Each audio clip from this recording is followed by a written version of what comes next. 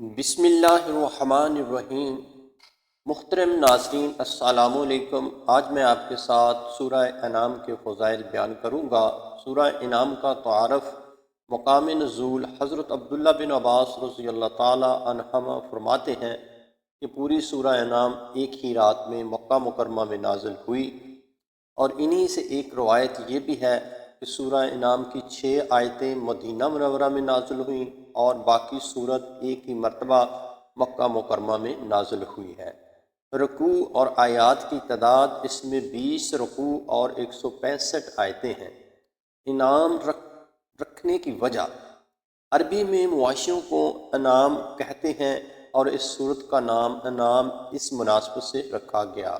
اس سورت کی آیت نمبر 136 اور 138 میں ان مشرکین کا رد کیا گیا ہے جو اپنے مواشیوں میں بتوں کا حصہ دار ٹھہراتے تھے اور خود ہی چند جانوروں کو اپنے لیے حلال اور چند جانوروں کو اپنے اوپر حرام سمجھنے لگے تھے۔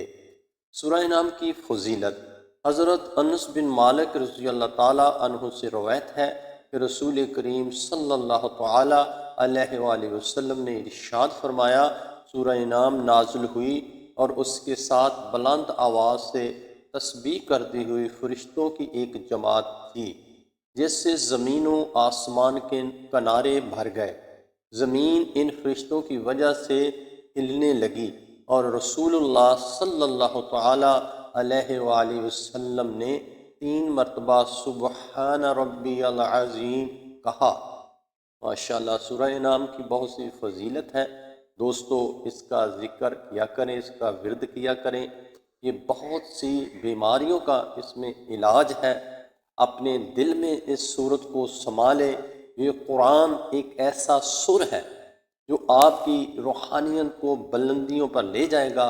اگر آپ اپنے چہرے پر نکھار چاہتے ہیں تو قرآن پاک کی ہر روز تلاوت کیا کریں۔